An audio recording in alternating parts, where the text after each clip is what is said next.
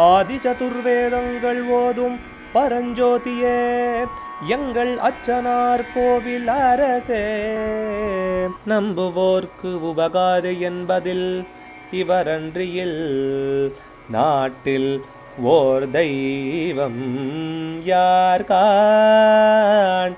ஆதி சதுர்வேதங்கள் ஓதும் பரஞ்சோதியே எங்கள் அச்சனார் கோவில் அரசே. சுவாமியே சரணமையப்பா. அச்சங்கோவில் அரசே சரணமையப்பா. பகவானுடைய 144வது திருநாமா திருப்பெயர் மகாவக்ஷசே நமஹா. விஷாலமான மார்பை உடையவனுக்கு நமஸ்காரம். இது சாமுத்திரிகா சாஸ்திரங்களில் 32 உத்தம புருஷ லக்ஷணங்கள்லாம் சொல்லப்படுறது. இதை பற்றி ஏற்கனவே இங்கேயும் நாமும் பார்த்துருக்கோம்.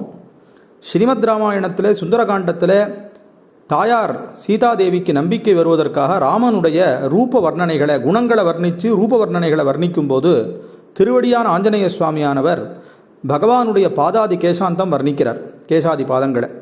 அப்போது எந்தெந்த அங்கங்கள் எப்பப்படி சாமுத்திரிகா சாஸ்திரத்தில் சொல்லியிருக்கணுமோ அதெல்லாம் வால்மீகி பகவான் அங்கே அவர் மூலமாக சொல்கிறார். அதில் விஸ்தாரமான மார்புடையவன் பகவானா. ஏன்னா உலகத்துக்கே பிதாவானதுனால அப்பாவானதுனால மார்பிலையும் தோடுலையும் நம்மளெல்லாம் போட்டு வளர்க்கிறார் இல்லையா, அதனாலையும். அதே போல் ஸ்ரீ மணிதாசர் ஒரு பாடலில் நம்பி வந்தேன் சன்னதியில் நன்மை தர வேண்டும் என்று பாடி வந்தேன் உன் பெயரை பாக்யம் மிக தந்தருள்வாய் பெற்றோரைப் போல என் பிழை பொறுத்தாதரிப்பாய் விஸ்தார மணிமார்பா வெள்ளைக்கல் ஆதிவனே அப்படின்னு கொண்டு போய் சொல்கிறார். அதனால் பகவான் உதாரமான அவர் ஹிருதயமும் ரொம்ப விசாலமானது. அதற்கு அடையாளமாக அவரும் விசாலமான வக்ஷசோடு இருக்கார் அப்படிங்கிறத இந்த இடத்துல காமிக்கிறது. ஸ்ரீவத்ச வக்ஷா ஸ்ரீவாசகா அப்படின்னு சொல்லக்கூடிய திருமரு மார்பன், மார்பல லக்ஷ்மியை உடைத்ததான ஸ்ரீனிவாசனுடைய குழந்தையாக இருக்கிறதுனால பகவானுக்கும் விசாலமான வக்ஷசோடு இருக்கார் அப்படின்னு இந்த நாமாவானது வர்ணிக்கிறது. அச்சங்கோவில் அரசே சரணமையப்பா.